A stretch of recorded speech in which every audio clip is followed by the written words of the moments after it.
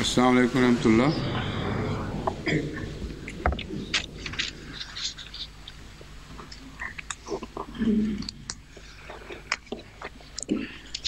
Before we start the dars, let me first Assalamu make an alaikum wa explanation. rahmatullah. Previously, it was a custom to deliver dars here in England in English, because mainly the Avant de audience were débuter le English dars, speaking. je voudrais vous offrir But quelques now I have explications. changed this to Urdu Auparavant, because les dars of the étaient en additional anglais factor of au televised, Royaume-Uni worldwide ici, televised program. car So most généralement of the audience l'audience now would be Urdu était speaking. anglophone. It will Mais be very difficult maintenant, for them je vais to m'adresser à follow vous me en in English, ourdou, car or even through maintenant, translation, I think. nos émissions sont So retransmises it is dans le monde better now entier. to switch over to Donc, la Urdu plupart for the sake of the des large membres de majority of l'audience Urdu seront speaking people. urdophones et And il me sera inshallah, difficile de a m'adresser à running eux translation en into anglais English will ou be même par des provided traductions. for the benefit Donc, of those who do not maintenant, je understand vais Urdu. m'adresser à vous I en think ourdou, Arabic car is also la included. grande Yes, majorité de notre audience Arabic is sera also urdophone. included Inch'Allah, nous allons in the faire une translation traduction language, and anglaise inshallah the number aussi. will increase with the Pour passage ceux of time. qui ne comprennent pas l'anglais, je crois qu'il y a aussi la traduction simultanée en arabe. أعوذ Et بالله من Inch'Allah, الشيطان on va الرجيم بسم augmenter الله le الرحمن nombre de langues. الرحيم وما محمد إلا رسول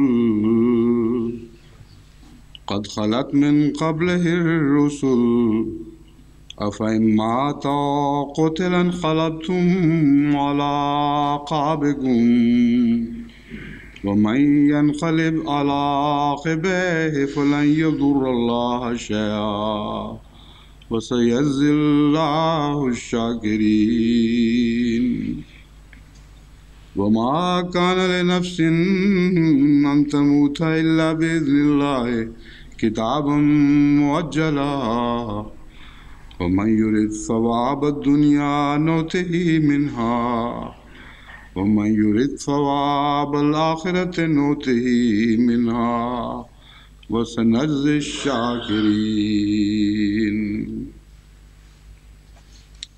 ये आयत करीमा जो सूरह आले इमरान से तिलावत की गई हैं, Les versets इनका नंबर 145 है et 145 146 और de la 146. sourate जब Al Imran. 145 कहा जा रहा है तो मुराद है सूरह बिस्मिल्लाह को Quand je dis 145 et 146, cela veut dire que l'on considère la Basmallah comme le premier verset du chapitre.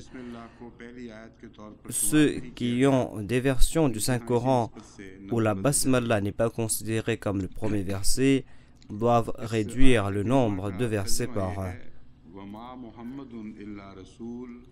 La traduction de ce verset est Wama Muhammadun illa Rasoul, et Muhammad sallallahu alayhi wa sallam n'est qu'un messager.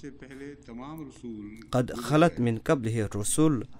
En vérité, tous les messagers avant lui sont morts. Afa immata. Alors, s'il mourait, aw qutila, ou s'il était tué, inqalabtum ala aqabikum. Tournerez-vous les talons? وَمَنْ يَنْقَلِبْ عَلَى عَقِبَيْهِ فَلَنْ يَضُرَّ اللَّهَ شَيْئًا. Et celui qui tournera les talons ou celui qui s'apostasiera ne nuira nullement à Allah. وَسَيَجْزِي اللَّهُ الشَّاكِرِينَ. Et Allah récompensera sûrement ceux qui sont reconnaissants. وَمَا كَانَ لِنَفْسٍ أَن تَمُوتَ إِلَّا بِإِذْنِ اللَّهِ. Et aucune âme ne peut mourir si ce n'est avec la permission d'Allah. C'est-à-dire qu'Allah ne contrôle pas seulement la vie, mais il contrôle aussi la mort. et sans la permission divine, l'on ne peut mourir. Kitaban Muajjala, c'est un décret dont le terme est fixé.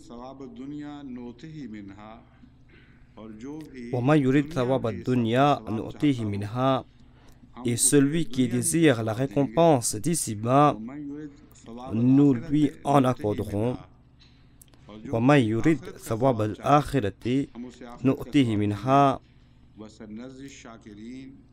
Et celui qui désire la récompense de l'au-delà, nous lui en donnerons. Et nous ne manquerons pas de récompenser ceux qui sont reconnaissants.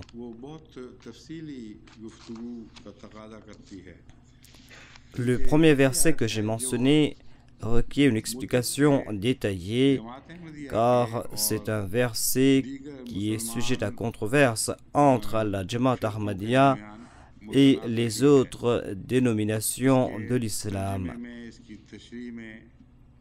Et cette controverse dure depuis longtemps. Il y a des controverses par rapport à sa traduction, à son explication.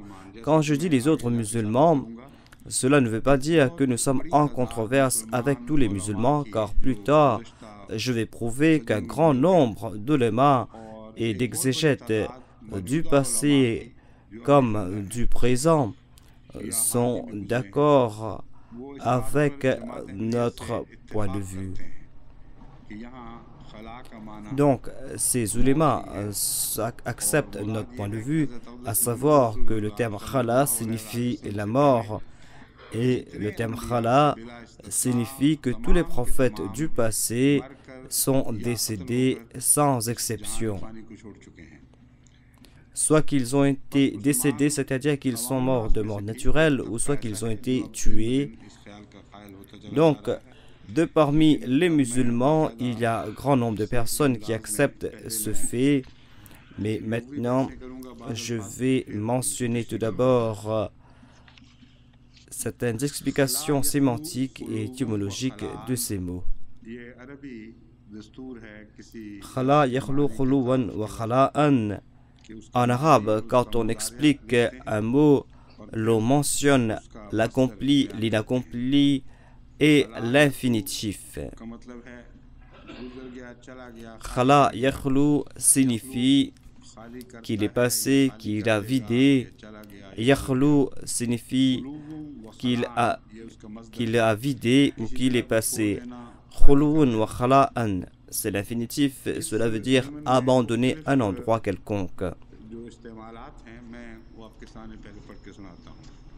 Donc, je vais présenter les différents usages de ce mot. Qad khalat est le verset que je suis en train d'expliquer. Il est dit Wa ma Muhammadun illa rasul qad khalat min qablihi rusul. Le terme khalat vient du verbe khala. Khalat est le féminin du terme khala. Donc, quand on veut mentionner des peuples ou un groupe de personnes, alors l'on utilise le verbe au féminin. Même si la majorité de ces personnes sont des hommes ou sont des êtres masculins. Ar-Rasul est un pluriel qui concerne les prophètes, et ce terme concerne tous les prophètes. Donc, et parmi tous ces prophètes, il n'y avait même pas une seule femme. Mais quand même, le verbe est au féminin. Donc, je veux éloigner ce malentendu pour ceux qui ne comprennent pas l'arabe, car ici, le verbe est au féminin, même si le sujet est au masculin. Khalal makanu signifie vider un endroit, vider une maison. Khalal ina'u veut dire que le récipient s'est vidé. Cela veut dire que le verbe khala peut être utilisé tant au transitif qu'à l'intransitif. Or ici, Khalal makano veut dire qu'on a vidé la maison. Et la maison s'est vidée, cela veut dire que ses habitants sont partis. Khalal rajulo veut dire que cette personne est partie quelque part où il n'y a personne d'autre. Khalal shay'u veut dire passé.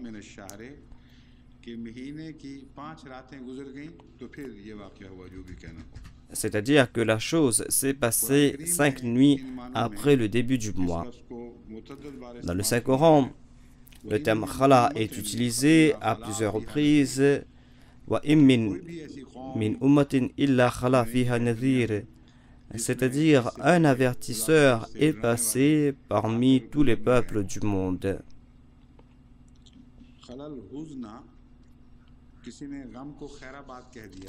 Khalal huzna veut dire que quelqu'un a abandonné toute sa tristesse. Khala anil amri signifie être conscient de quelque chose. Quand vient la préposition min et an, cela veut dire se détourner de quelque chose, désavouer quelque chose. Quand vient la préposition an, ce verbe signifie abandonner ou laisser de côté. Khala ani shay'i signifie abandonner cette chose. Khala ana baradi ta'ami signifie abandonner un type de nourriture. Cela veut dire que cette personne a abandonné toutes les nourritures pour en adopter une seule, tout comme à l'époque du Tahrik Jadid, quand on suivait cette directive où les Ahmadis se contentaient d'un seul type de nourriture. Les gens se contentaient d'un seul type de nourriture, donc on va utiliser cette phrase khala ala ba'di ta'am.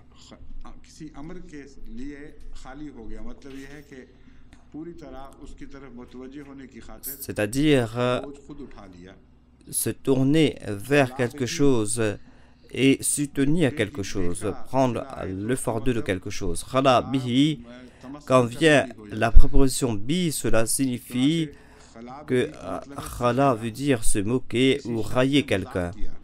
Khala bihi veut dire railler quelqu'un, se moquer de quelqu'un. Khadahu signifie tromper quelqu'un. Khala bil makani signifie se contenter de quelque chose ou prendre quelque chose avec soi et ne pas l'abandonner.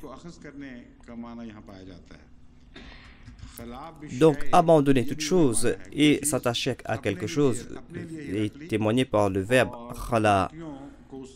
Khala bishay signifie prendre quelque chose pour en priver les autres. Khala bi nafsihi signifie être tout seul. Khala bi fulanin wa bi ilayhi signifie rencontrer quelqu'un en aparté. Le Saint-Coran dit à ce propos wa idha khalaw ila shayatinihim, c'est-à-dire quand ils ont rencontré leur Satan, c'est-à-dire leur chef en aparté.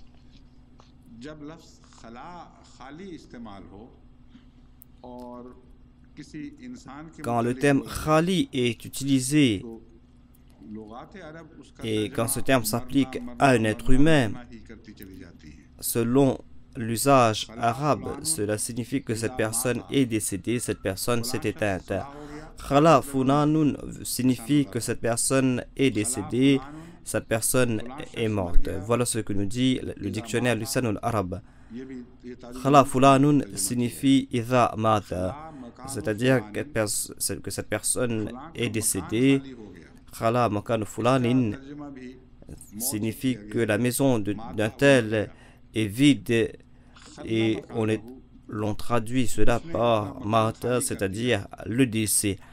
Khala makanahu signifie qu'il a vidé sa maison. Mata, c'est-à-dire qu'il est mort. Donc, je suis en train de présenter les sens présentés par Akrabul Mawarid. Et la dernière référence vient du dictionnaire Al-Munjid. Khala makanuhu mata wa madwa. C'est-à-dire que sa personne est décédée. Dans la version 1987 à Beyrouth, Ibn al-Arabi a présenté ces significations. Monsieur Ibn al-Arabi est un linguiste et ne croyez pas que c'est Ibn al-Arabi. Mais ici, ce monsieur Ibn al-Arabi est un linguiste. Il écrit Khala fulanun idha mata.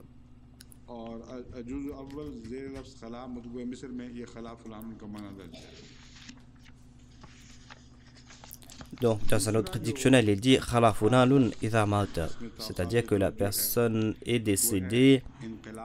L'autre mot qui est important ici dans ce verset est inqilab. Inqalabtum ala aqabikum. C'est-à-dire que si le saint prophète Mohammed lui est décédé, tout comme les prophètes du passé sont morts, ce terme khala est utilisé soit pour la mort naturelle ou pour un assassinat. Donc Dieu est en train de demander pourquoi tournerez-vous le dos si le saint prophète est décédé? Pourquoi allez-vous changer de religion? Car tous les prophètes du passé sont décédés. Eux aussi, ils sont passés par ces deux phases de la khala, c'est-à-dire soit qu'ils sont décédés de mort naturelle ou qu'ils ont été assassinés. Si le saint prophète Mohammed, paix soit lui, à l'instar des autres prophètes, devait quitter ce bas monde soit par la mort naturelle ou par l'assassinat, alors vous n'avez pas le droit de tourner les talons et de vous détourner de l'islam. Qallaba signifie renverser quelque chose ou retourner, tout comme on retourne un vêtement. Qallaba al-insan signifie que l'homme s'est éloigné. Ilayhi tuqlabun est un terme coranique qui signifie que c'est vers là que vous retournerez. C'est-à-dire que vous êtes venu de la part d'Allah et c'est vers lui que vous retournerez.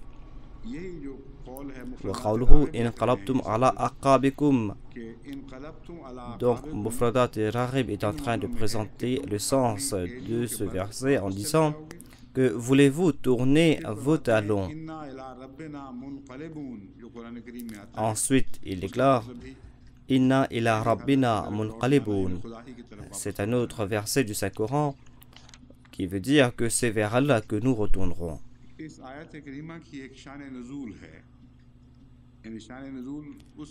Je dois mentionner le Shan et Nuzul de ce verset, c'est-à-dire le contexte dans lequel ce verset fut révélé. Voilà ce que signifie le terme Shan et Nuzul. Mais sachez que cela ne sous-entend pas que ce verset est limité au seul contexte dans lequel il fut révélé. Mais quand le contexte est évident, cela signifie que le sens de ces versets sont éternels. Personne ne peut changer le sens ou la signification de ces versets.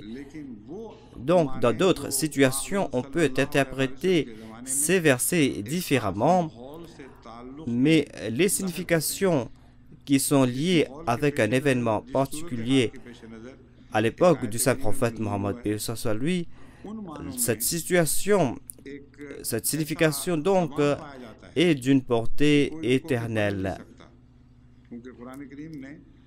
Et personne ne peut changer le sens de ces versets ou la signification de ces versets, car le Saint-Coran s'est expliqué par rapport à cet événement.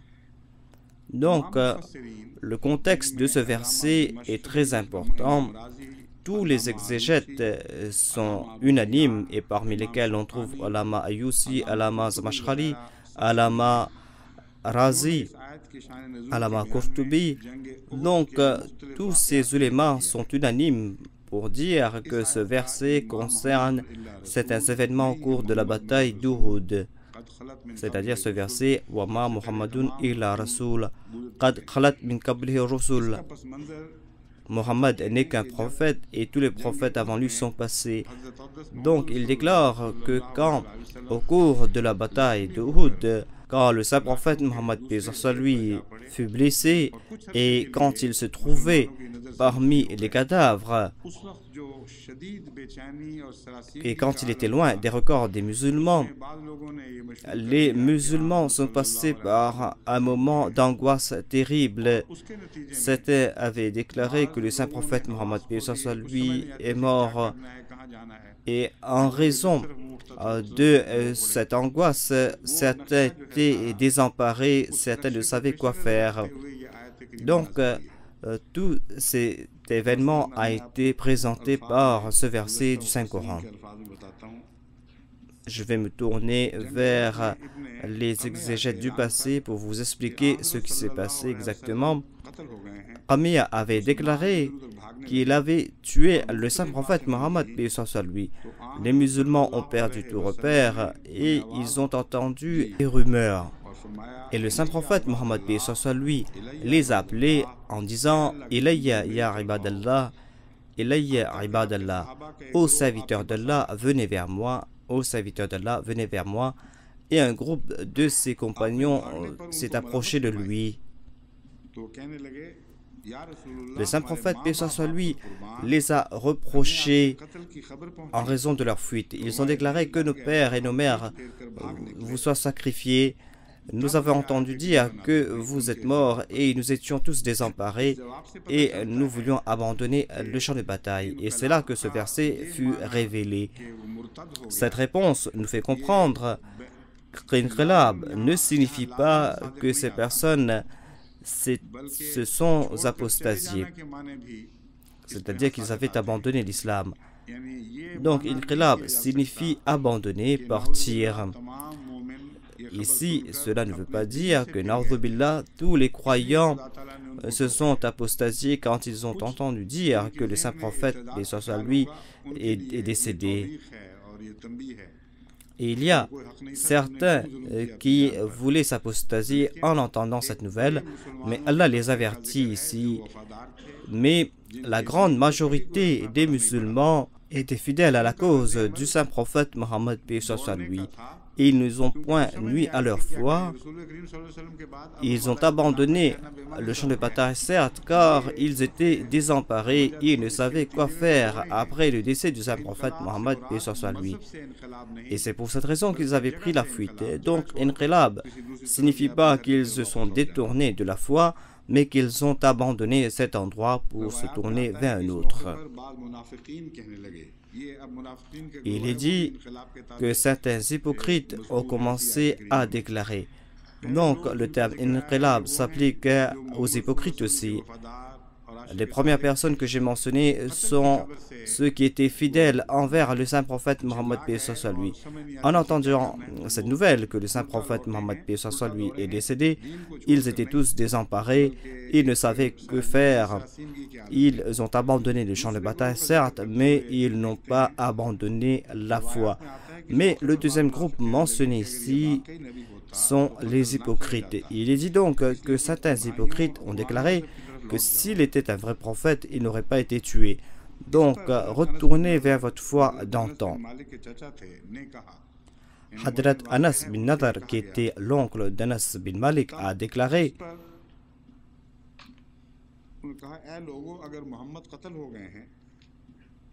il a déclaré donc que si le saint prophète Mohammed, paix soit lui, est mort, alors sachez que le Dieu de Mohammed est vivant et qu'il est immortel. Après le décès du saint prophète Mohammed, paix soit lui, nous n'avons rien à faire, nous n'avons pas le droit de vivre. Donc vous devez vous battre pour cette même cause, la cause pour laquelle le saint prophète Mohammed, paix soit lui, a donné sa vie. Donc mourrez pour cette cause. En disant cela, il a sorti son épée. Donc voilà la troisième réaction que nous avons vue. C'est une réaction extraordinaire. Et dans cette réaction, nous voyons l'image de la Siddiqiyya, c'est-à-dire que si le saint prophète est décédé, alors il est décédé pour une noble cause. Et après le décès du saint prophète, paix soit lui, nous n'avons pas le droit de vivre. Lui, il s'est battu pour cette cause. Si lui, il a consacré sa vie à cette cause, nous n'avons pas le droit de vivre après lui. Allons mourir pour cette cause, nous aussi. Il a prononcé ces paroles, il a sorti son épée et il s'est attaqué à l'ennemi et son corps a été tranché en 1000 morceaux par les soldats ennemis. Mais chaque morceau de son corps témoignait de la véracité du saint prophète Mohammed paix soit sur lui. Il est dit qu'un muhajir est passé à côté d'un soldat musulman qui était en sang. Il a déclaré: est-ce que tu sais que le saint prophète Mohammed paix soit sur lui est tombé en martyr? L'Ansari a déclaré que s'il est tombé en martyr, alors il a accompli sa tâche. Toi aussi, sois ferme dans ta foi et bats-toi pour ta religion. Je dois vous expliquer tout cela car certaines personnes, en lisant ce verset ou sa traduction, peuvent penser que, na'udhu billah, après le décès du saint prophète Mohammed paix soit lui, après entendu parler de ce décès, tous les compagnons ont abandonné la foi. Certes, ils ont abandonné la bataille pour chercher le saint prophète Mohammed paix soit lui. Donc, croire que tous les musulmans ont abandonné le saint prophète et l'islam est erroné. Inqalabtum ne signifie pas l'apostasie seulement. Cela veut dire que certains ont abandonné le champ de bataille et ils ont abandonné cet endroit. Et ici, on a mentionné certains hypocrites aussi, mais par rapport à la réaction des hypocrites, il y avait une réaction des plus sublimes, la réaction des compagnons du saint prophète Mohammed paix soit lui. Ces personnes qui ont donné leur vie pour la cause de l'islam. Ibn Abbas rapporte qu'après le décès du saint prophète Mohammed sallallahu alayhi wa sallam, l'on a présenté de nouveau ce même verset aux musulmans et les musulmans ont compris la nouvelle portée de ce verset. Et auparavant, les compagnons du saint prophète Mohammed paix soit sur lui n'avaient pas porté attention à ce verset. Ce hadith se trouve dans le Sahih al-Bukhari où Ibn Abbas rapporte que Abu Bakr est sorti.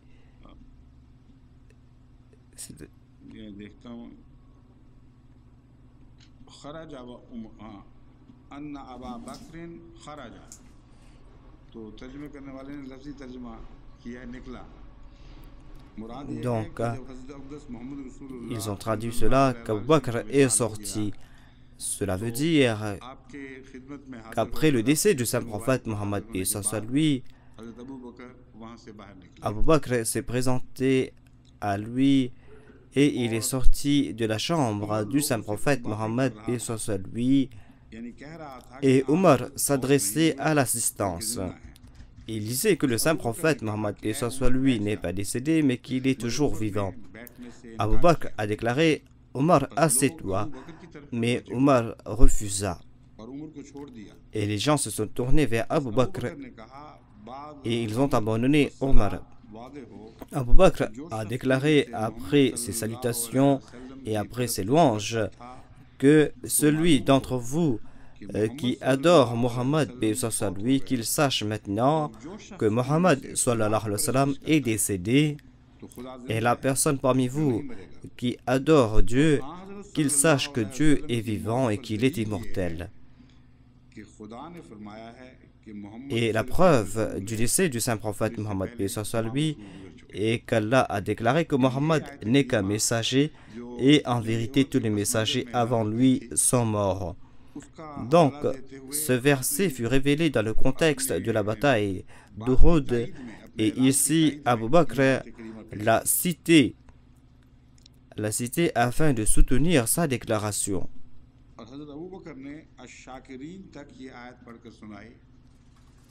Et Hadrat Abu Bakr a récité tout le verset jusqu'au terme Ash-Shakirin, c'est-à-dire où il est dit: et Allah récompensera sûrement ceux qui sont reconnaissants.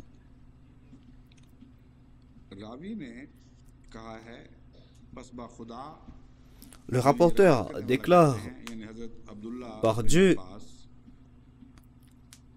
donc Hadrat Abdullah bin Abbas rapporte en disant: par Allah, c'est comme si les gens ignoraient ce verset. C'est comme s'ils ignoraient qu'Allah avait révélé ce verset. Et ils ont compris sa nouvelle portée et on dirait qu'ils étaient tous ignorants de ce verset. Et en récitant ce verset, Abu Bakr les en avait informés. Donc ils ont appris ce verset de la bouche d'Abu Bakr et tous les compagnons du saint prophète Mohammed lui récitaient ce verset. Omar a déclaré que j'ai entendu ce verset de la bouche d'Abu Bakr et moi je suis tombé sans connaissance en entendant ce verset et j'avais les jambes en coton. Je suis donc tombé sans connaissance sur le sol quand j'ai entendu ce verset et quand j'ai entendu prononcer ces paroles que Mohammed paix soit lui est décédé.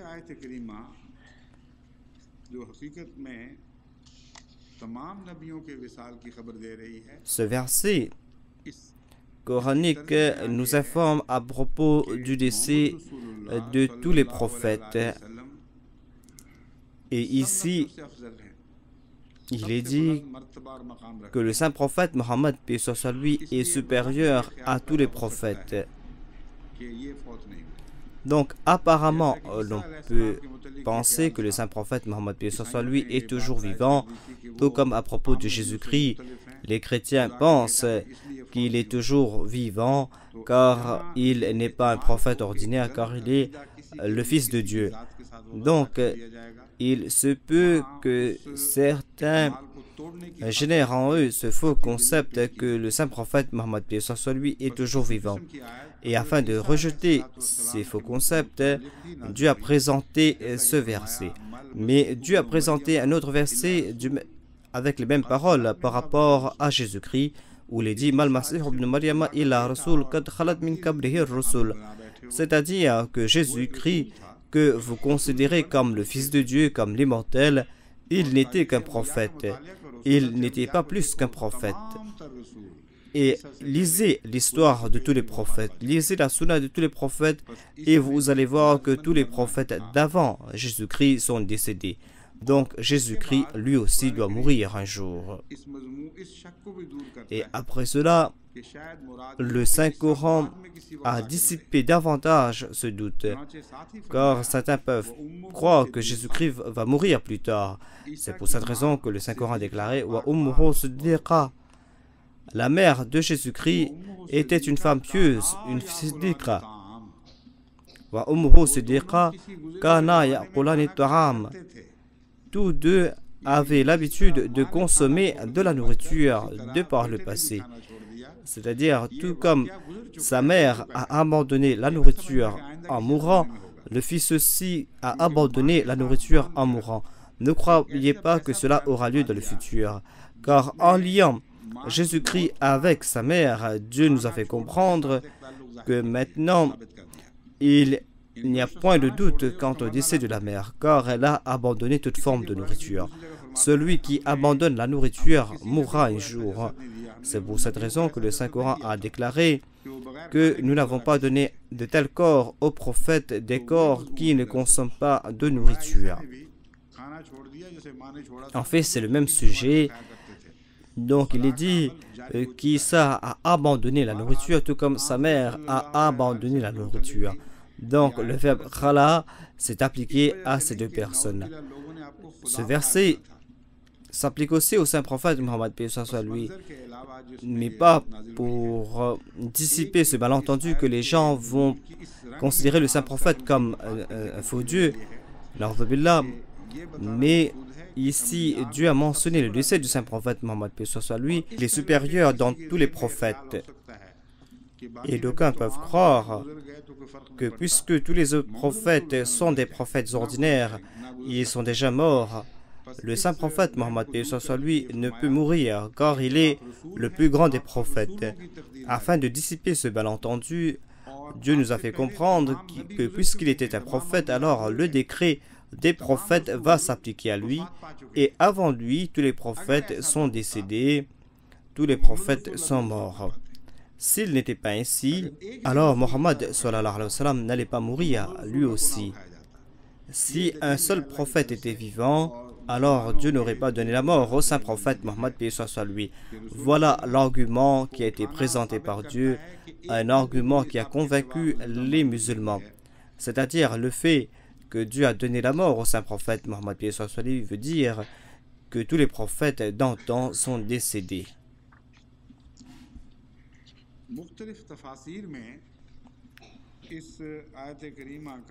Il y a différents exégètes qui ont commenté à propos de ce verset et je vais vous présenter leurs commentaires à ce propos, mais avant cela, je veux déclarer que j'ai dit à propos du saint prophète Mohammed, paix soit sur lui, que dans ce verset, l'on comprend la gloire réelle du saint prophète Mohammed, paix soit sur lui. Et Jésus-Christ, lui, possède une gloire imaginaire, car les chrétiens l'ont transformé en fils de Dieu, et il était donc important de prouver qu'il est décédé. Mais le saint prophète possédait une gloire réelle, et il est dit que si un prophète avait le droit de vivre, ce fut le saint prophète Mohammed, paix soit sur lui.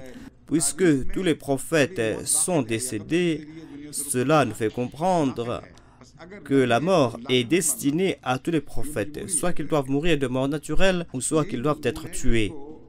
C'est une nécessité pour les prophètes. Hassan bin Thabit a mentionné ces mêmes faits dans les vers qu'il a prononcés après le décès du saint prophète Mohammed, paix soit sur lui.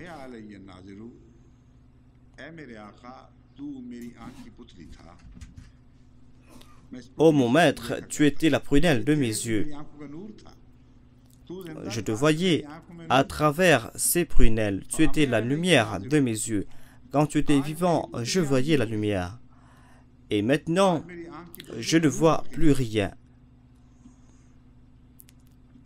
Je ne vois plus rien, mes prunelles sont aveugles.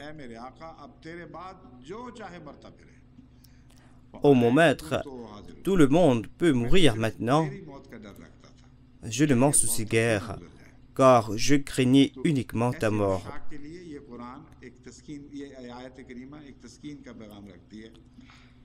Donc, ce verset coranique est une consolation pour de telles personnes. C'est-à-dire, il est dit que tous sont décédés. C'est pour cette raison que le saint prophète doit mourir et tous les prophètes sont décédés. Si cette doctrine n'était pas avérée, alors le saint prophète serait toujours vivant. Mais malheureusement, aujourd'hui, il y a de tels mollahs qui s'appliquent ces mêmes sentiments à Jésus-Christ. Ces sentiments que Hadrat Hassan éprouvait pour le saint prophète Mohammed, paix soit sur lui. Ils ont la même attitude, mais leurs sentiments se tournent vers Jésus-Christ et ils déclarent que, ô Issa, tu es la prunelle de nos yeux, tu es notre lumière, tu ne dois pas mourir. Si tu décèdes, alors nous serons tous aveugles. C'est pour cette raison que tous les prophètes peuvent mourir. Moïse peut mourir, le saint prophète peut mourir, tous les prophètes grands ou petits peuvent mourir. Nous avons peur de ta mort. Tu ne dois pas mourir, car si tu ne décèdes pas, nous serons toujours vivants. C'est une croyance des plus étranges et qui est très loin des vrais serviteurs et des vrais amoureux du saint prophète Mohammed. La vraie foi, c'est la foi que possédait Hassan bin Thabit, lui qui avait compris la portée de ce verset et qui nous l'avait expliqué. C'est-à-dire, ô Mohammed, tout le monde doit mourir avant que toi tu ne meurs. Tant que la mort n'est pas destinée à tous les prophètes, tu n'as pas le droit de mourir et la mort ne t'était pas destinée. Maintenant, je vais présenter quelques commentaires des exégètes Allama Nasfi et Allama Qurtubi nous ont éclairé à ce propos, mais tout d'abord je vais présenter une référence de l'imam Razi qui déclare « Wa ma Muhammadun illa rasul qad khalat min qablihi ar-rusul » Ce prophète aussi mourra, tout comme les prophètes du passé sont décédés. Et tout comme après leur décès, leurs suivants ont fait preuve de patience, de même, après le décès de ce prophète, vous devez faire preuve de patience, car le but de la venue des prophètes est de transmettre le message et d'apporter la vérité. Et les prophètes ne vivent pas éternellement parmi leur peuple.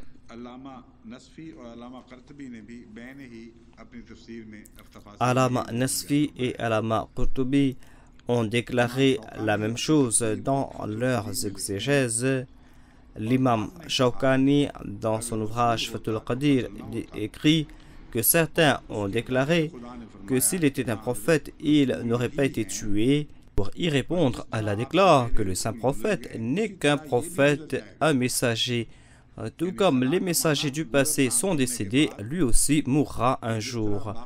C'est-à-dire, le terme Khala signifie que tout comme les prophètes d'antan sont passés par cette situation de Khala, le saint prophète aussi passera par cette situation. Et à travers le terme Illa Rasoul, Allah nous a fait comprendre ce fait comme si les gens avaient rejeté le décès du saint prophète Mohammed à lui. Mais ils ont présenté deux arguments. Tout d'abord qu'il est un messager et deuxième qu'il est immortel. Allah a répliqué à leurs arguments en disant qu'il est un messager et rien d'autre. Il est un messager et rien d'autre.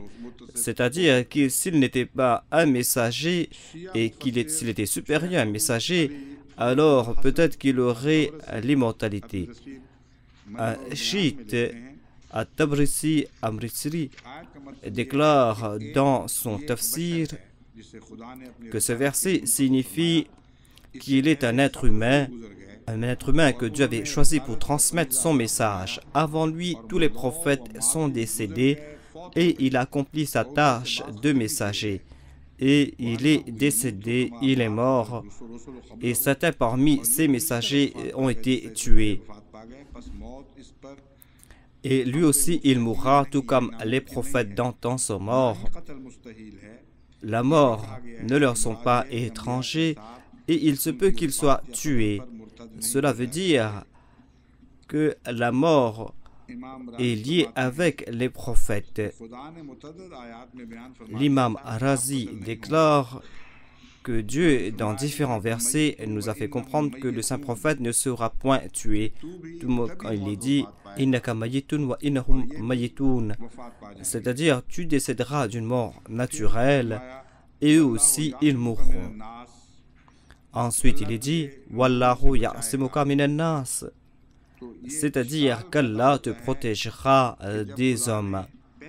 Donc il se peut qu'il y ait ce doute que puisque Dieu avait déclaré que le saint prophète Mohammed, paix soit lui, ne sera point tué et qu'il mourra d'une mort naturelle, alors pourquoi déclarer ici Al-Qutila? Répondant à cela, l'imam Razi déclare qu'en fait, cela nous fait comprendre la khala de tous les prophètes. Parce qu'Allah a déclaré Wama Muhammadun illa Rasul kad khalat min qablihi rusul. C'était quoi la signification du terme khala? Khala veut dire la mort naturelle ou l'assassinat. L'imam Razi écrit que l'assassinat du saint prophète Mohammed, paix soit lui, est une hypothèse. C'est une possibilité seulement. C'est une hypothèse qui a été mentionnée ici, mais cela ne veut point dire que le saint prophète peut être tué. C'est un point subtil que l'on doit comprendre, sinon l'on pourra se poser la question que Dieu a déclaré que le saint prophète ne mourra point entre la main des hommes. Alors pourquoi dire qu'il sera qutila, qu'il sera tué ou assassiné? Moi, je pense que Ma Muhammadun illa Rasul qad khalat min qablihi rusul a mentionné ce fait que tous les prophètes d'antan sont décédés. Si Dieu mentionnait la mort naturelle seulement ici, Jean aurait pu concevoir que tous les prophètes du passé sont décédés de mort naturelle seulement et qu'ils n'ont pas quitté ce bas monde par d'autres moyens, c'est-à-dire qu'ils n'ont pas été assassinés. En enlevant une difficulté, nous allions faire face à une autre. C'est pour cette raison que le Saint-Coran nous a tout expliqué. Et afin de dissiper ce doute, Dieu a mentionné cette hypothèse ici, et Dieu nous a fait comprendre que le terme khala, lorsqu'il s'applique à un être humain ou à un groupe de personnes, signifie leur mort naturelle ou leur assassinat. Donc, si un prophète a quitté ce bas monde par un de ces deux moyens, alors, sur quelle base allez-vous vous apostasier? Sur quelle base allez-vous abandonner la foi? Allama Alauddin al-Baghdadi écrit dans son tafsir, en fait, Dieu a déclaré ici que la mort du saint prophète Mohammed lui ou son assassinat ne peut affaiblir sa foi. La preuve est que tous les prophètes d'antan sont décédés et après leur décès, leurs suivants ont suivi leur pas. Allama Qurtubi écrit que ce verset nous prouve la bravoure de Hadrat Abu Bakr. Il était brave car dans ce moment difficile, il était inébranlable. Et il ne peut y avoir plus grande calamité que le décès du saint prophète Mohammed sallallahu alayhi wa sallam. Donc l'on a vu la bravoure et l'intelligence de Hadrat Abu Bakr. Hadrat Omar avait rejeté ce fait que le saint prophète Mohammed lui, Hadrat Ousmane était silencieux, Hadrat Ali était désemparé.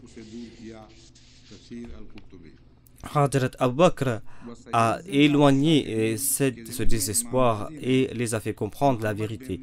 À ce propos, l'imam Razi déclare que Hadrat Ali a déclaré que cela s'applique à Hadrat Abu Bakr et ses suivants. C'est un rapport très important et ici, nous voyons le lien que Hadrat Ali avait avec Hadrat Abu Bakr et ce lien est un exemple que tous les chiites doivent suivre. Il avait compris le statut de Hadrat Abu Bakr et il a présenté ce verset pour présenter son point. Il a déclaré que parmi ceux qui sont reconnaissants envers Dieu, en premier lieu, il y a Hadrat Abu Bakr, car c'est lui qui accomplit ses devoirs de reconnaissance envers Dieu. Comment est-ce qu'il a remercié Dieu? Et pourquoi mentionner ici les shakirines, ceux qui sont reconnaissants? En fait, quand on vous octroie une faveur, en recevant cette faveur, vous devez remercier Dieu. Et quand vous perdez cette faveur, vous devez remercier Dieu aussi. Quand certains sont les récipiendaires des faveurs des autres, quand l'autre enlève cette faveur, les ingrats et les infâmes déclarent: quel droit avez-vous de reprendre les faveurs que nous vous avez octroyées? Et certaines personnes, de par malentendu, arrivent à prononcer ces paroles. Certaines personnes ne sont pas ingrates, mais puisqu'ils n'arrivent pas à comprendre certains faits, ils prononcent de telles paroles. Ils déclarent qu'Allah m'a octroyé tant de faveurs, Allah m'a donné tant et tant, pourquoi m'a-t-il abandonné? Pourquoi est-ce qu'il s'est retiré? Pourquoi mon destin a-t-il changé? Pourquoi est-ce qu'il me traite de telle façon? Pourquoi je suis en train de vivre dans le malheur? Donc les croyants aussi passent par de telles situations. Et par rapport aux compagnons du saint prophète Mohammed lui, nous voyons Abu Bakr et d'autres compagnons qui avaient compris ce sujet.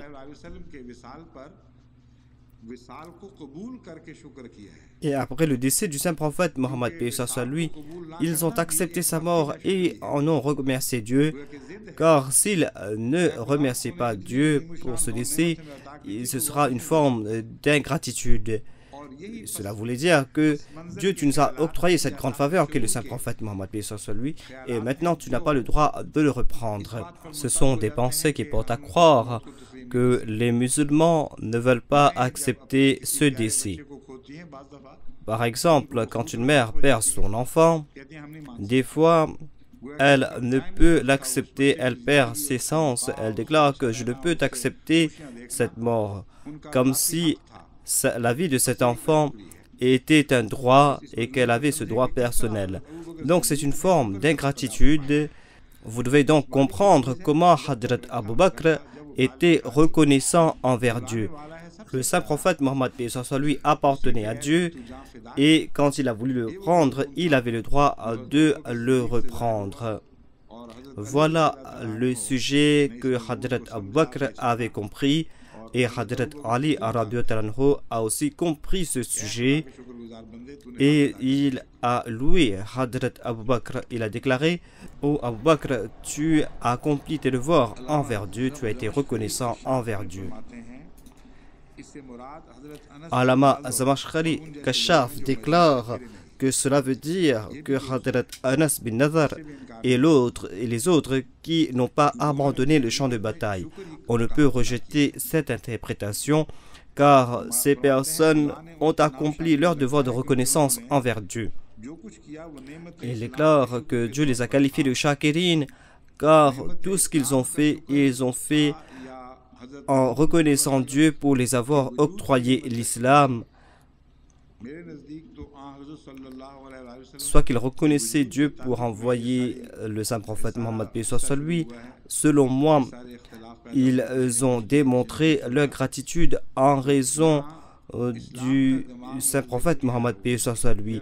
Ce verset concerne donc le saint prophète Mohammed, paix soit lui. Et selon moi, ces personnes ont démontré leur reconnaissance envers Dieu. C'était la séparation avec le saint prophète Mohammed, paix soit lui. Ils ne se sont pas détournés de Dieu, mais ils ont déclaré que tu as enlevé cette faveur, alors nous voulons retourner vers toi. Nous aussi, nous voulons suivre cette personne et nous voulons nous présenter devant toi. Donc c'est là une forme de gratitude en présentant sa vie. C'est pour cette raison qu'Allama Zamakhshari a déclaré que cette partie du verset s'applique à ces personnes. Et je suis d'accord avec cette interprétation. Allama Qasmi déclare dans son Tafsir al-Qasmi, il soutient le point de vue d'Allama Zamakhshari et déclare que Dieu va octroyer ses faveurs à ceux qui sont reconnaissants envers lui. Donc il a parlé à propos de la récompense, comment Dieu va récompenser les reconnaissants. Il va les octroyer la suprématie en ce bas monde et il va leur octroyer sa grâce et son plaisir dans l'au-delà. Le Messie premier alayhi salam a déclaré à propos de ce verset et à propos du décès de Jésus-Christ, il a donné une longue liste de tafsir, d'exégèses. Je vais citer ces exégèses et si vous voulez avoir plus de détails à ce propos, vous devez lire ces ouvrages du Messie premier alayhi salam. Dans son livre Tawfa Ghaznaviya, le Messie premier alayhi salam a déclaré: je vous donne la liste des tafsirs qui ont mentionné la mort de Jésus-Christ. Tafsir Mazhari, sous le commentaire du verset Qad khalat min qablihi rusul. Il a déclaré: ceux qui sont décédés avant le saint prophète Mohammed, paix soit lui. Tous les prophètes avant le saint prophète Mohammed, paix soit lui, sont morts.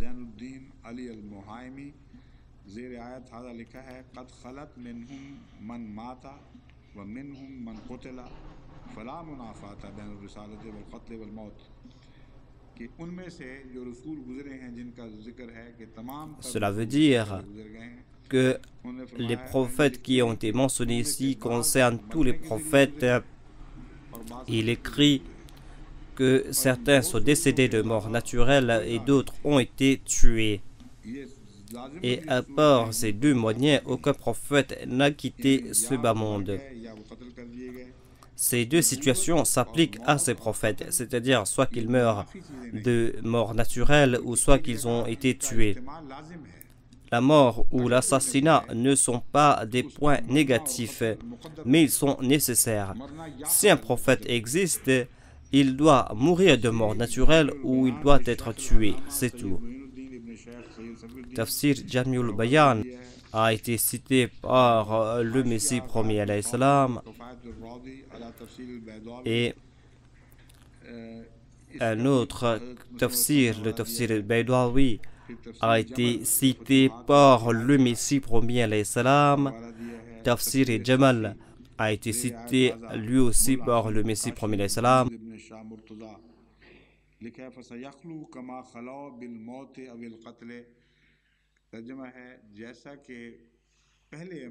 Il écrit, tout comme les premiers prophètes ont été tués ou qu'ils sont décédés de mort naturelle. Donc le saint prophète Mohammed lui quittera ce bas monde soit en mourant de mort naturelle, soit en étant tué. Je vais citer quelques tafsirs contemporains. Il y a par exemple Alama Tafsir Raja, c'est un cheikh d'Al-Azhar, et dans son tafsir Al-Manar, à propos de ce verset, il écrit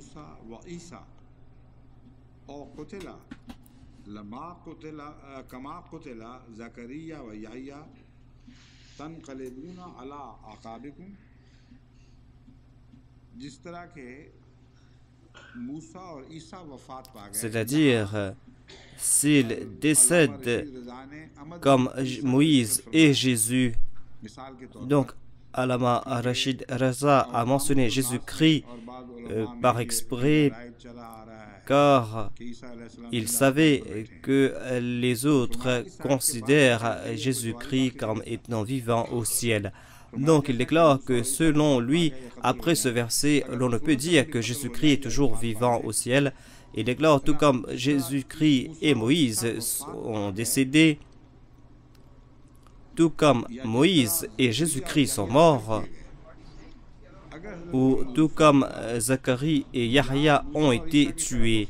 Si le saint prophète Mohammed lui est décédé de mort naturelle comme Moïse ou Jésus-Christ, ou s'il a été tué comme Zacharie et Jean-Baptiste, allez-vous abandonner la foi? Il y a le tafsir d'Alama al-Murari, c'est un tafsir contemporain. Ici, je dois mentionner que c'est un tafsir qui est apparu à l'époque du Messie premier l'Islam, après avoir annoncé que Jésus-Christ est décédé. Avant cela, il y avait bon nombre d'exégètes musulmans qui avaient déclaré ouvertement que Jésus-Christ est décédé, et dans bon nombre de tafsirs, on mentionne ce fait que selon ces personnes, Jésus-Christ est mort de mort naturelle. Mais avant la venue du Messie premier l'Islam, il n'y avait pas d'annonce ouverte que Jésus-Christ est mort.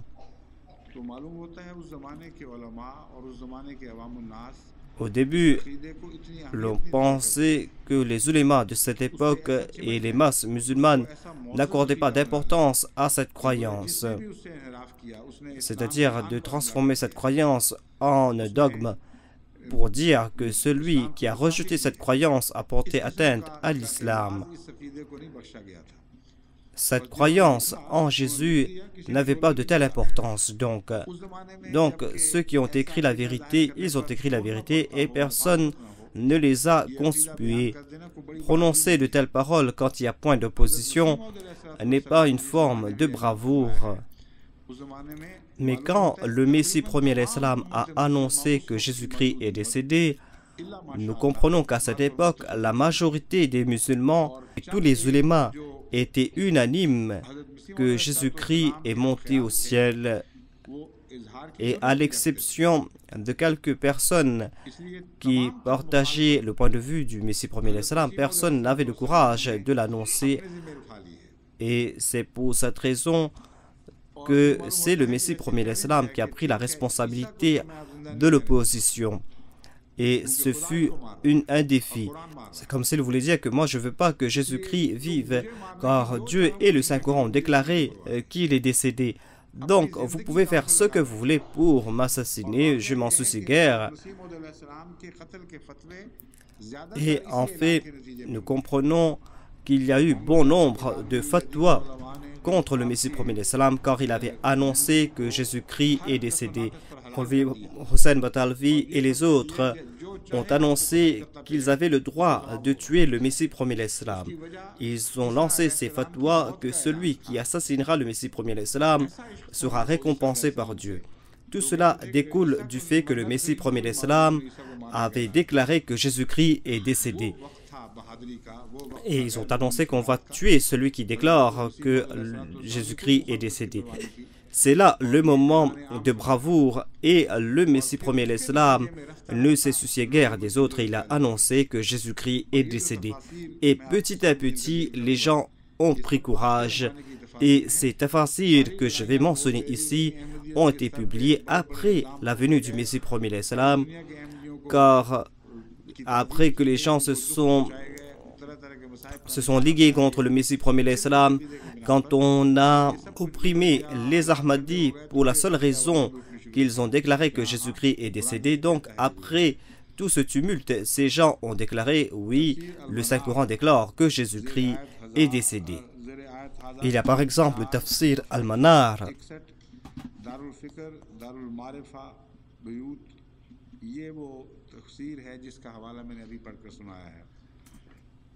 Donc, c'est le tafsir que je vais vous présenter.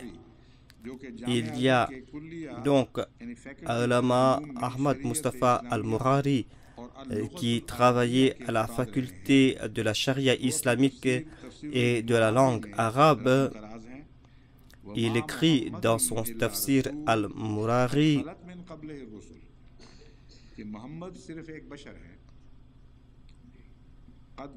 que Mohammed n'est qu'un être humain. Les prophètes d'avant lui sont décédés.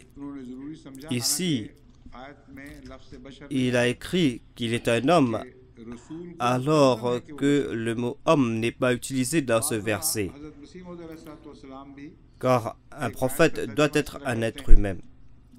Des fois, le Messie premier l'Islam, en traduisant un verset, utilise des mots qui ne sont pas utilisés dans ce verset, mais des mots qui font partie intégrante de ce verset.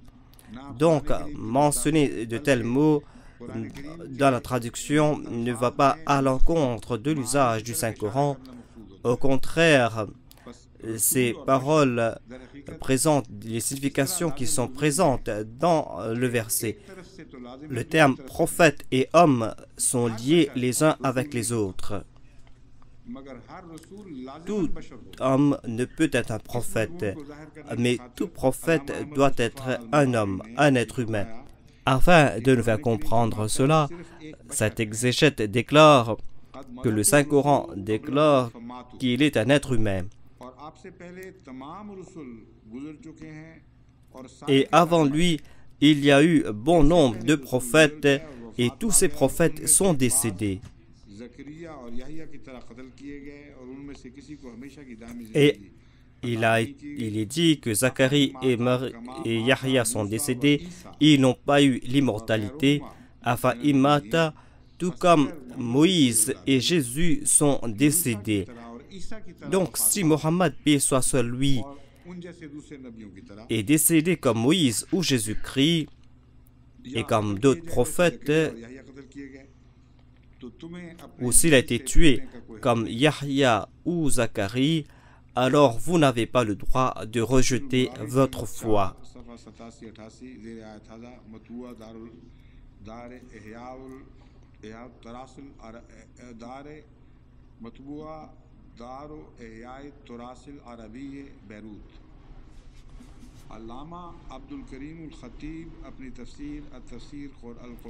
Allama Abdul Karim, dans son tafsir, à propos de ce verset, il déclare qu'il est un homme est un prophète parmi les hommes.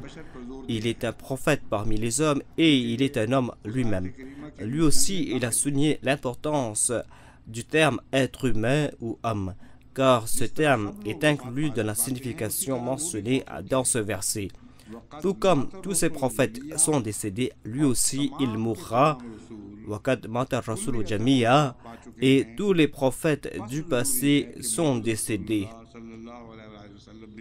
Donc, il est primordial que le saint prophète Mohammed lui meure.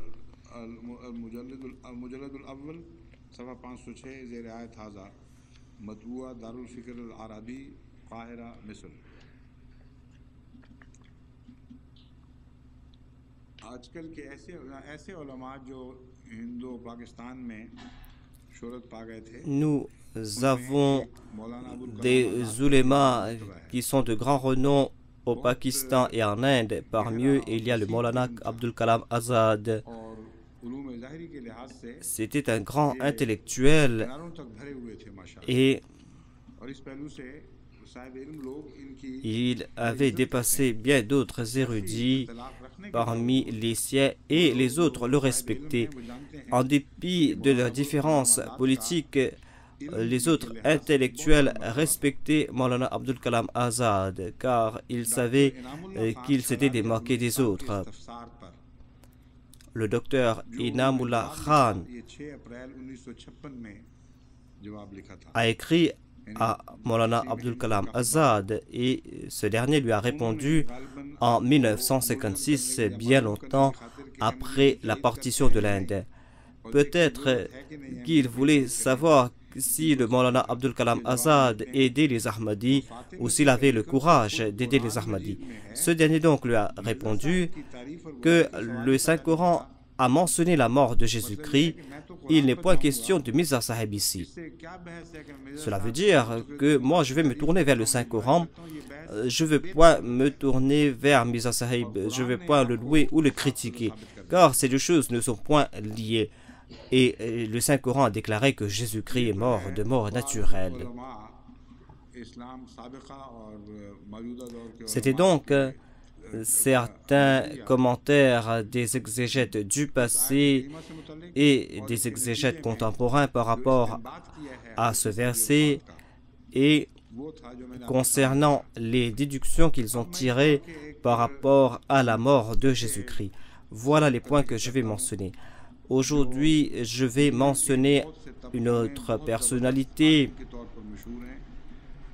qui est très connue parmi les musulmans et qui a un grand renom, quelqu'un qui a énoncé ou qui a enfanté un nouveau concept qu'on appelle la Maudoudiya.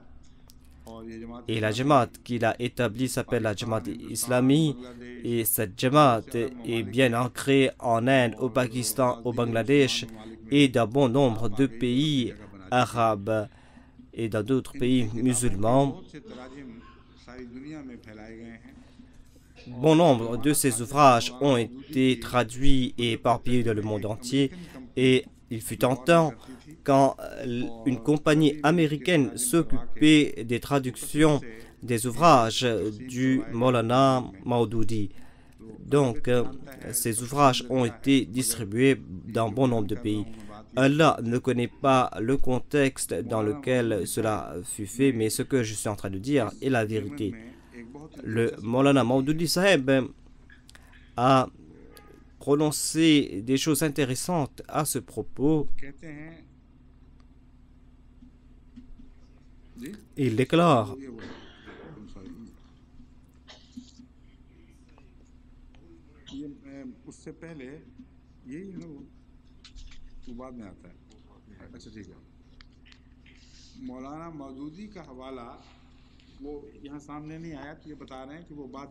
La référence de Maulana Maudoudi viendra après, donc je vais le mentionner après. Donc, avant cela, je veux tout simplement dire que Maulana Abdul Kalam Azad, dans son ouvrage Tajmal Quran, après cette lettre qu'il a mentionnée, il écrit qu'au cours de la bataille d'Uhud, quelqu'un a déclaré qu'il a assassiné le saint prophète Mohammed lui. En entendant cela, bon nombre de musulmans étaient désemparés. Certains ont déclaré que si le prophète est décédé, nous n'avons aucune raison de nous battre. Les hypocrites ont déclaré que s'il était un prophète, il serait toujours vivant, il ne pourrait mourir. Ici, Dieu a mentionné ce même sujet. Il a déclaré que le messager d'Allah est un messager et c'est un homme. Un jour, il mourra, tout comme les prophètes et les messagers d'antan sont décédés. Si eux sont décédés, alors s'ils meurent, allez-vous vous détourner de la vérité? Si tel est le cas, cela veut dire que votre vérité était liée avec cette personne et cette vérité n'était pas liée avec Dieu. C'est-à-dire que si une personne se détourne de la foi en raison de la mort d'un prophète, cela veut dire qu'il ne s'est pas lié avec Dieu et qu'il avait établi une plus grande relation avec cette personne particulière. Le Messie promis alayhi salam avait lancé un défi à propos de la vie et de la mort de Jésus-Christ. Il a déduit de bon nombre de versets que Jésus-Christ est décédé et il a aussi mentionné ce verset Falamat wa Faitani.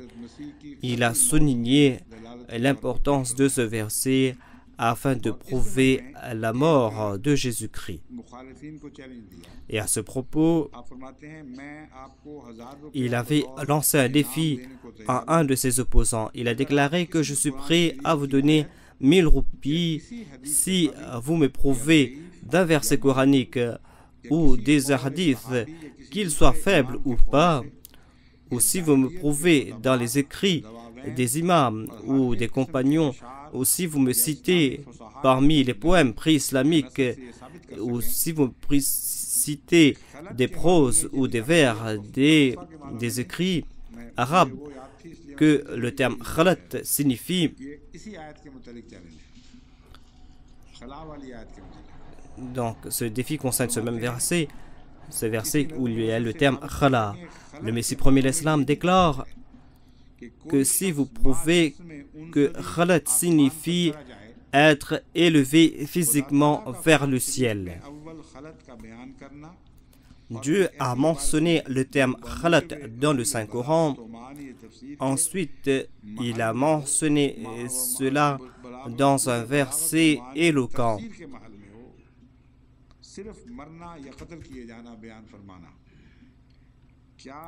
Et il a déclaré que le terme khalat ne peut signifier que mourir ou être tué. Cela ne suffit pas aux croyants de comprendre que le terme khalat dans ce contexte ne peut signifier que deux choses, soit mourir de façon naturelle, soit être tué. Après le témoignage de Dieu, a-t-on besoin d'autres témoignages? Alhamdulillah, thumma alhamdulillah, car ici Dieu a prouvé ma véridicité et Dieu a déclaré que le terme khalat signifie la mort. Il y a deux choses qui ont été mentionnées dans ce défi. Tout d'abord, il a pris le terme khalat et il a déclaré que les autres doivent prouver dans le Saint-Coran ou dans les hadiths ou dans les écrits arabes de prouver que quand le terme khalat est utilisé pour un être humain, cela signifie être élevé physiquement au ciel. Voilà le premier défi lancé par le Messie premier alayhi salam. Ensuite, afin de soutenir sa déclaration, il déclare que le Saint-Coran nous a libérés des dictionnaires. J'ai cité les dictionnaires, oui, mais je suis en train de le citer afin de consoler ceux qui accordent de l'importance à ces dictionnaires. Mais quand le Saint-Coran s'explique lui-même, et quand le Saint-Coran explique lui-même le sens d'un mot, les croyants ne doivent pas abandonner le Saint-Coran pour se tourner vers des dictionnaires. Le Messie premier l'Islam déclare que ici Dieu a expliqué le thème khalat afa imata aw qutila. Il n'y a pas de troisième signification. Si il y avait de troisième signification, c'était là le moment de présenter cette troisième signification. Donc, c'est un défi que le Messie premier l'Islam a lancé à ces personnes. Et il les a montré l'endroit où ils peuvent voir leur espoir. Et le Messie premier l'Islam a déclaré qu'ici, Dieu a utilisé le terme khala pour tous les prophètes. Et vous aussi, vous utilisez le terme khala pour Jésus-Christ et vous dites qu'il a été exalté physiquement au ciel. Le Messie premier l'Islam déclare que moi je vous montre l'endroit, montrez-moi de cet endroit. Si ici, khala signifie être élevé physiquement au ciel. Donc c'était là le moment approprié pour Dieu d'expliquer que le terme khala signifie être exalté physiquement au ciel. Et Dieu aurait dû déclarer que si toi aussi tu allais passer par le terme khala, toi, ô Muhammad, si tu étais tué, ou si tu mourais de mort naturelle, ou si tu étais élevé physiquement au ciel, alors quelle sera la situation de ces personnes? Pourquoi devraient-ils s'apostasier? Le Messie premier l'Islam a beaucoup écrit à ce propos et je ne vais pas mentionner tous ces faits ici. Donc il y a bon nombre d'ouvrages du Messie premier l'Islam à propos de cette question. Je crois qu'on devrait s'arrêter à 13h30, mais puisque l'émission directe a débuté 10 minutes en retard, c'est pour cette raison qu'ils m'ont déclaré que je peux continuer jusqu'à 13h40.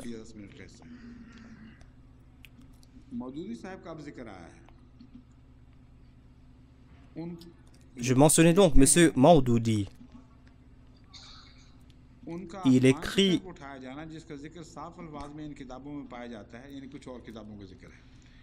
il a été élevé au ciel et cela a été mentionné dans certains ouvrages. À propos de ce troisième point, si cette croyance des chrétiens était fausse, alors certainement Dieu aurait dû déclarer sans ambiguïté que Jésus-Christ n'est pas monté au ciel. Malheureusement, il n'a pas encore reçu ce message, M. Maududi. Dieu n'a pas mentionné la mort d'un autre prophète autant qu'il a fait à propos de Jésus-Christ. On dirait que le Saint-Coran a mentionné tous les points à propos de la mort de Jésus-Christ afin de ne pas laisser des doutes. Mais M. Maududi n'a pas su cela. Il déclare que Dieu aurait dû déclarer que ce Fils de Dieu que vous avez fabriqué, vous devez partir d'un tel endroit, partir à Srinagar, au Cachemire. Dieu aurait dû déclarer cela dans des termes aussi clairs et évidents, mais Dieu n'a pas déclaré cela. Ensuite, M. Maududi écrit « Ceux qui font des efforts afin de prouver que Jésus-Christ est mort du Saint-Coran, ces personnes veulent tout simplement nous faire comprendre qu'Allah n'est pas apte à énoncer des propos clairs et sans équivoque concernant Jésus-Christ. » C'était là une déclaration de Maududi. Donc, moi, je viens de mentionner tous ces ulémas, tous ces exégètes du passé et du présent. Est-ce qu'ils ne savaient pas que Dieu ne savait pas parler, que Dieu ne sait pas s'exprimer? Et la déduction de M. Maududi est que si d'un verset du Saint-Coran, l'on tire conclusion que Jésus-Christ est mort, cela veut dire que Dieu ne sait pas s'exprimer. Nous cherchons protection d'Allah contre une telle chose. Nous ne sommes pas parmi ceux.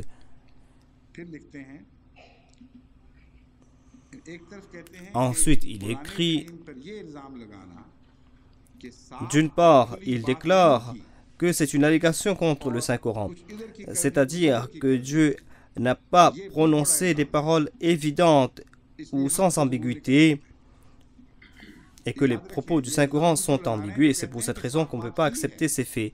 Souvenez-vous qu'il est en train de lancer cette allégation contre ceux qui déclarent que Dieu a déclaré sans équivoque que Jésus-Christ est décédé et qu'il n'y a point de doute à ce propos. Il est en train de déclarer que vous êtes en train de dire à propos de Dieu qu'il ne sait pas s'exprimer. Et quand lui-même il écrit, il déclare, c'est pour cette raison que les propos du Saint-Coran sont si ambigus que l'on ne peut ni confirmer ni infirmer la mort de Jésus-Christ. Comme si les propos du Saint-Coran sont si ambigus que l'on ne peut ni confirmer ni infirmer la mort de Jésus-Christ. Cette allégation qu'il lançait contre les autres, il a commis cette erreur lui-même et il est coupable lui-même de cette ambiguïté. Il déclare que l'on ne peut confirmer ou infirmer du Saint-Coran la mort de Jésus-Christ. Mais en réfléchissant sur les propos coraniques, il est évident qu'Allah a traité Jésus-Christ d'une façon extraordinaire. Quelle que soit la situation, et en tout cas, Dieu a traité Jésus-Christ d'une façon extraordinaire. Voilà la déclaration de M. Maududi à propos de Rafah. Il déclare que les propos coraniques sont ambigus. On ne sait pas ce qui s'est passé exactement. Mais quelque chose est évident. Quelque chose s'est passé.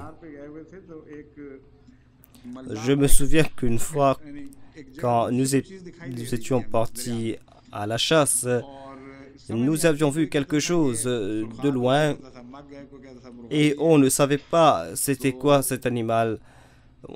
Chacun présentait son point de vue.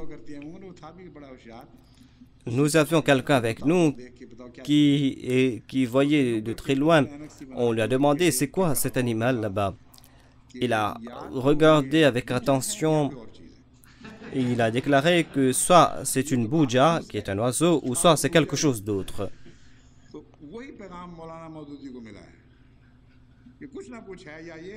Donc voilà le message que nous donne Maulana Maududi. Il déclare qu'on ne sait pas ce qui s'est passé. Le Saint-Coran est ambigu, on ne sait pas ce qui s'est passé exactement. Et selon lui, on dirait que Dieu ne sait pas s'exprimer. Ensuite, M. Maududi mentionne un autre fait intéressant. Il déclare ceux qui s'entêtent à dire que Jésus-Christ est décédé nous pose cette question à propos du terme tawafa. Il est dit, est-ce qu'il y a un autre sens du terme tawafa que de mourir ou de sombrer dans le sommeil? Le Messie premier avait lancé un défi à propos du terme tawafa. Donc il déclare que quand Dieu est le sujet et quand l'homme est l'objet, quand Dieu a déclaré qu'il a fait le tawafa de quelqu'un, ou quand quelqu'un déclare qu'Allah a fait le tawafi, il ne peut y avoir que deux significations. Soit que cela signifie le sommeil ou la mort. Mais en tout cas, on n'a pas mentionné d'exaltation physique. Le Messie premier l'Islam a lancé ce défi, il a déclaré, montrez-moi, dit que tawafi signifie l'exaltation physique. M. Maududi a essayé de s'extirper de ce défi, mais il a déclaré que nous devons voir s'il y a une troisième interprétation.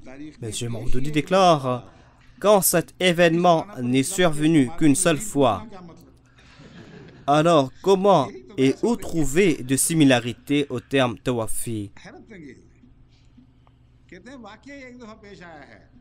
Sa déclaration est surprenante. Il déclare que cet événement s'est passé une seule fois, l'événement de tawafi. Mais lui-même, il se trouve dans un cul-de-sac et il est sorti de la poêle pour tomber dans le feu. Donc, telle est la situation de M. Maududi.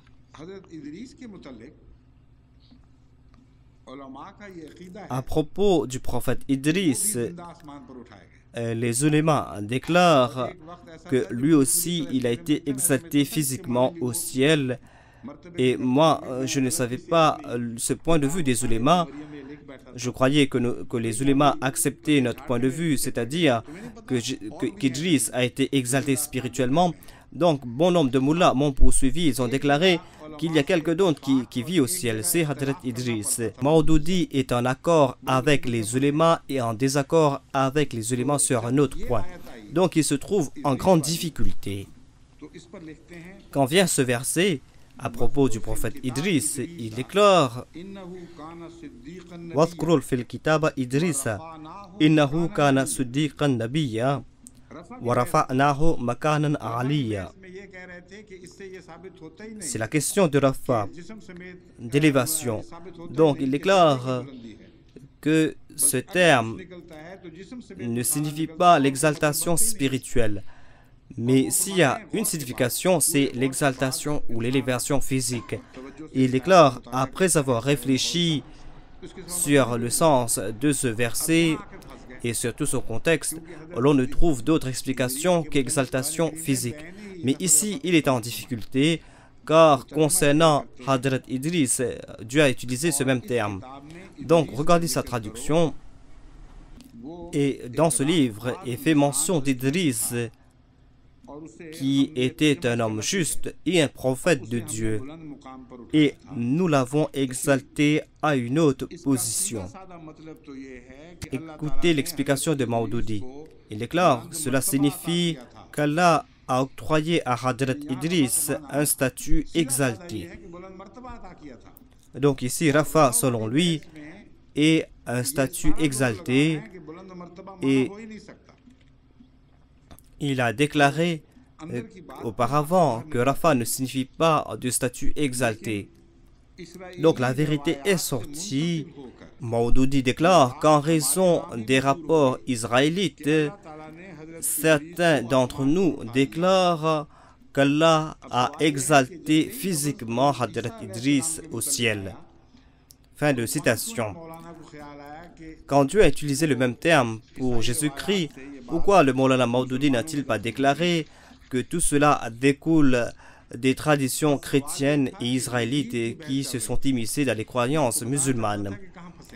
Donc, c'était une question de similarité. Je vais vous montrer où il s'est coincé. Donc, quand il a déclaré qu'il n'y a pas de similarité, l'on pense tout de suite à ces croyances des ulémas qu'Idriss alayhi salam a été exalté physiquement au ciel.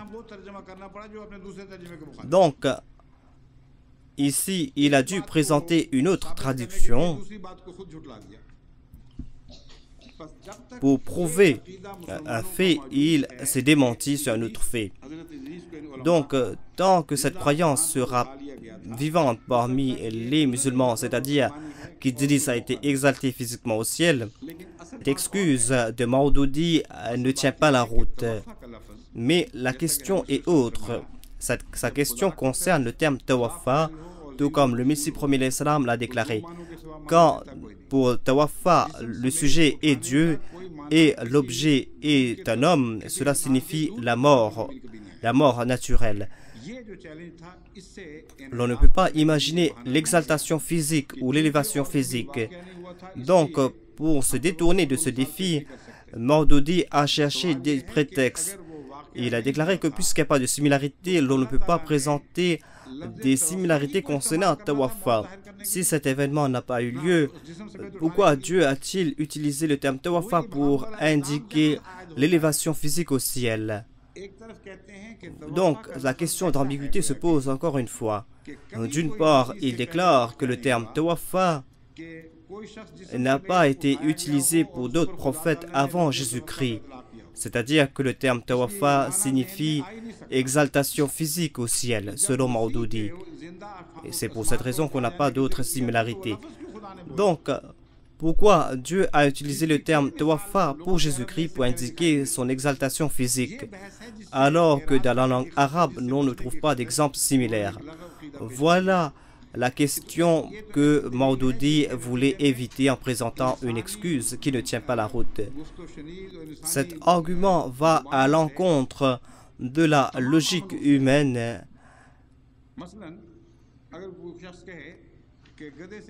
Par exemple, si quelqu'un déclare qu'un âne signifie l'enfant d'un lapin et qu'un âne vient de naître et que cela signifie un lapin vient de naître, les gens vont déclarer que vous êtes un fou, c'est un lapin et pas un âne.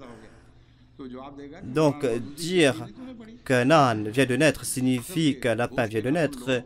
L'autre va répondre, n'avez-vous pas lu le tafsir de Mawla Maududi? Cet événement n'a jamais eu lieu auparavant. Jamais dans le passé il a été dit que la naissance d'un âne signifie la naissance d'un lapin. C'est la première fois et c'est pour cette raison que je dis la vérité. Cet argument allait retourner au sens dessous la langue et nous allions passer par une période d'obscurantisme où nous allions attribuer à des mots des significations contraires. Voilà donc la situation de Maulana Maududi et demain, Inch'Allah, je vais présenter le restant des arguments.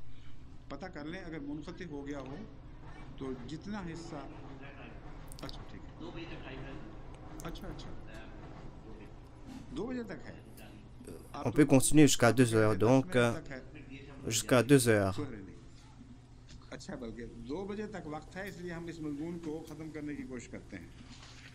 Donc, on va continuer jusqu'à 2 heures. Je vais essayer de terminer ce sujet.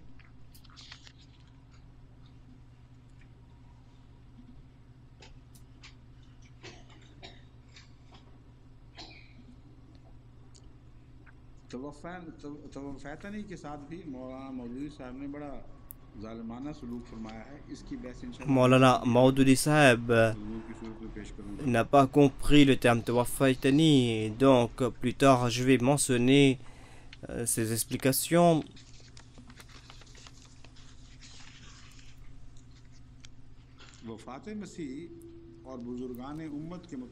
Je vais présenter quelques extraits concernant le décès de Jésus-Christ et ce qu'ont dit certains éléments du passé afin que vous puissiez comprendre que l'argument de M. Maududi ne tient pas la route, à savoir que déduire du Saint-Coran que Jésus-Christ est décédé, c'est comme si alléguer que Dieu ne sait pas s'exprimer clairement. Hadrat Hassan déclare après la mort de Hadrat Ali: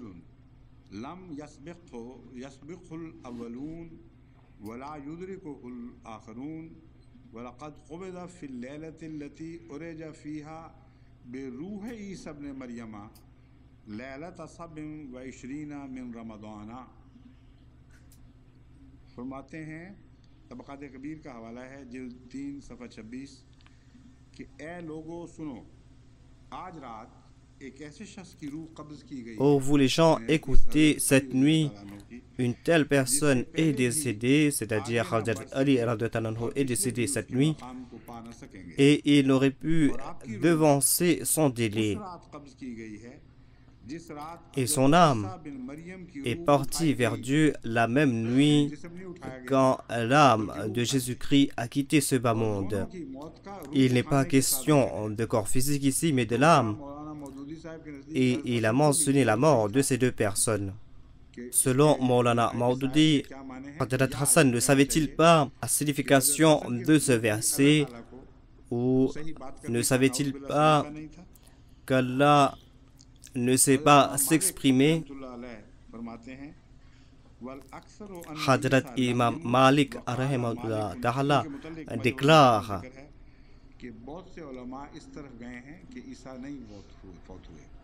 qu'il y a bon nombre d'ulémas qui déclare que Jésus-Christ n'est pas décédé. Mais l'imam Malik déclare qu'il est décédé. L'imam Ibn Hazm Andalusi écrit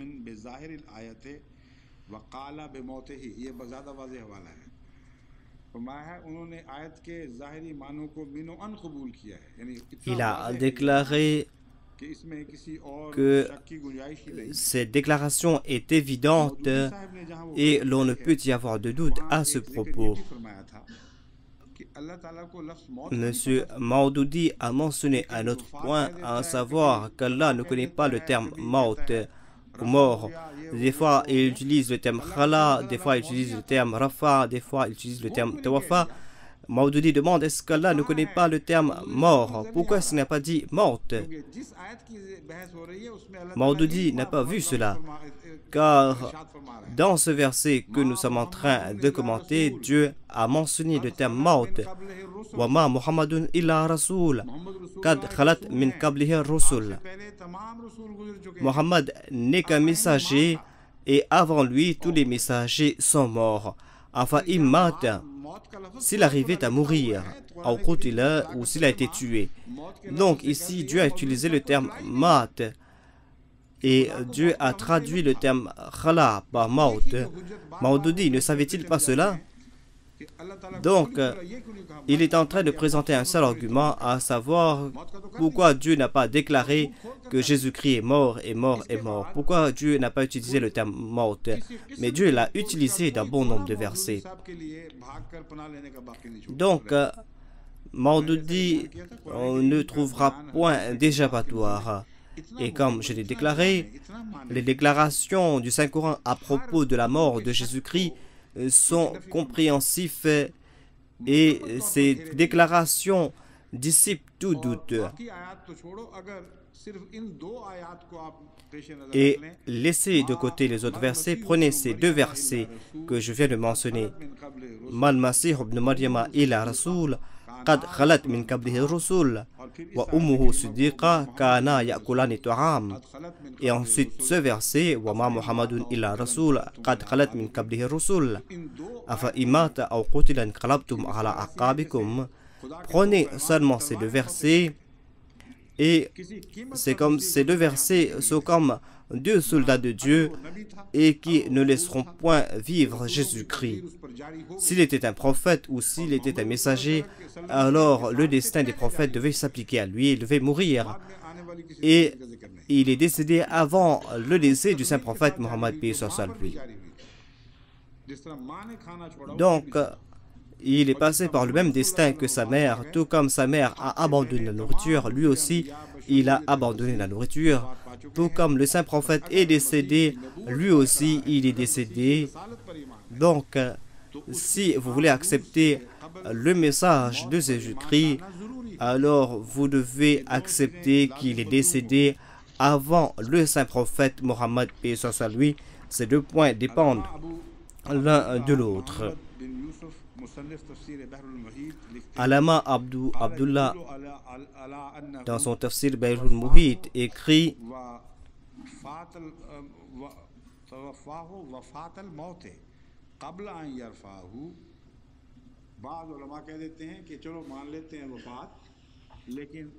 certains ulémas déclarent que nous acceptons sa mort, mais il mourra après et il est monté au ciel avant. En rejetant ce point de vue, il déclare que ce verset déclare que Dieu lui a donné la mort naturelle avant son exaltation spirituelle. Donc, l'exaltation a eu lieu après la mort. Il a utilisé le terme wafat en conjonction avec la mort parce que le terme wafat peut signifier le sommeil. Donc, il a déclaré wafat ici signifie la mort. Un exégète chiite déclare à propos du terme tawafaitani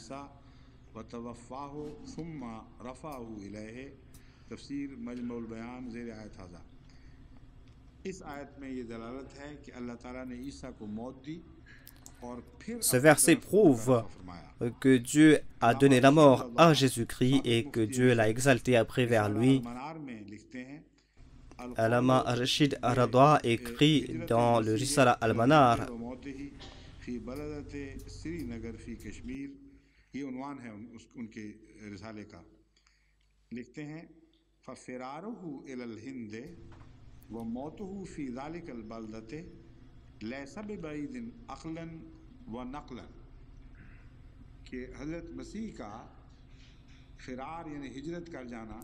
c'est-à-dire dire que Jésus-Christ s'est émigré vers le Cachemire et qu'il a été enterré au Cachemire ne va pas à l'encontre de la raison ou ne va pas à l'encontre des traditions coraniques et des traditions du saint prophète Mohammed paix soit lui.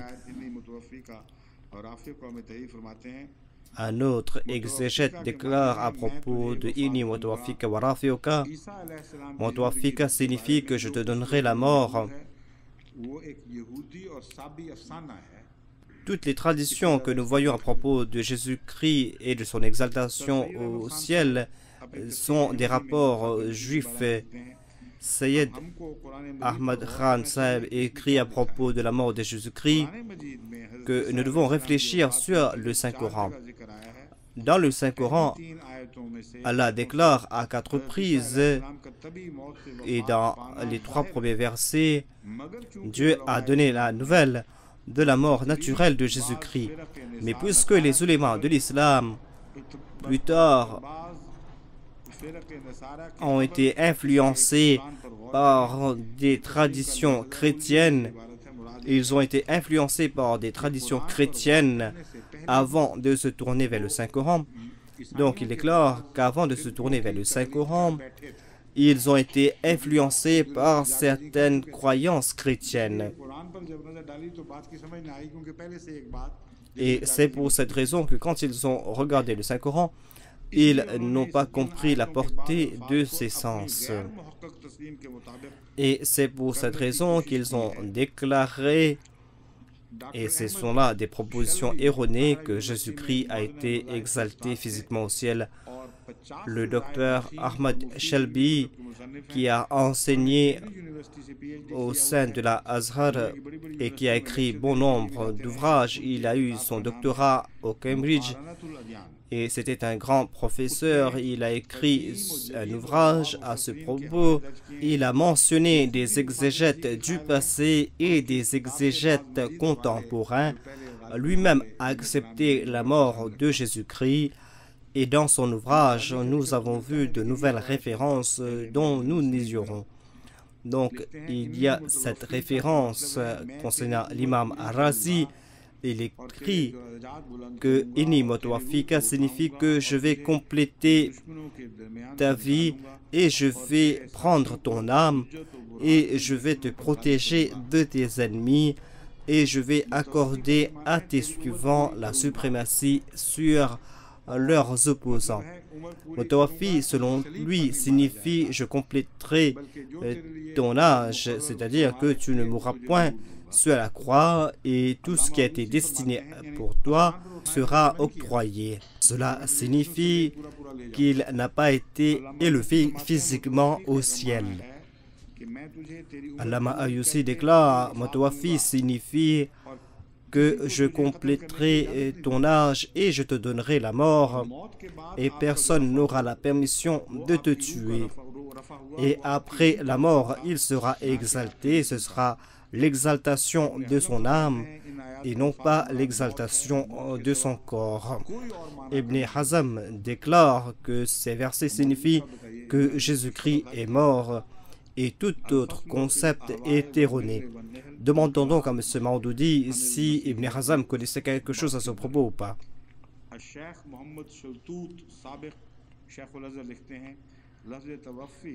Cheikh Mohammed Shaltout, un professeur de l'Azhar, déclare que le terme Tawafi a été utilisé dans le Saint-Coran par rapport à la mort et il n'y a pas d'autre sens que la mort. Quand ce terme a été utilisé pour une autre signification, l'on voyait mention d'une autre expression afin de nous faire comprendre que le terme Tawafa ne signifie pas la mort ici. Donc le terme Tawafi signifie la mort selon le Saint-Coran.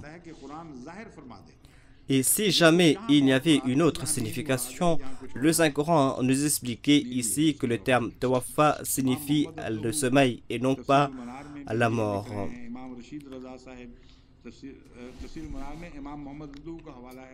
D'autres exégètes déclarent la même chose à ce propos.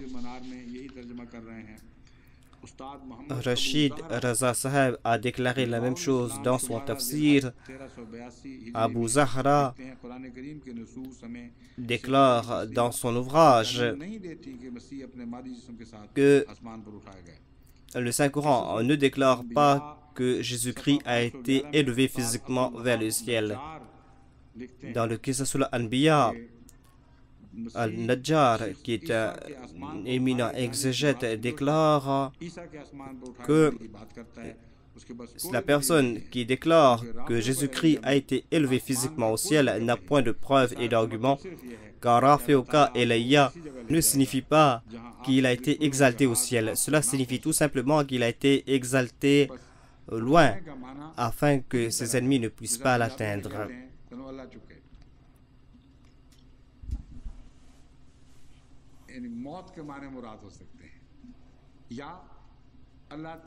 C'est-à-dire qu'il est décédé de mort naturelle ou qu'Allah a exalté son statut, qu'Allah t'octroie un éminent statut au paradis. Cette expression ne signifie pas qu'il a été élevé physiquement au ciel. Ici, c'est l'exaltation de l'âme qui est mentionnée et non pas l'exaltation physique. Donc, qu'Allah fasse que ces ulémas puissent comprendre ces points. Et le Messie premier d'Islam déclare à ce propos que laissez mourir Jésus-Christ, car la vie de l'islam est liée avec sa mort. Assalamu alaikum wa rahmatullah.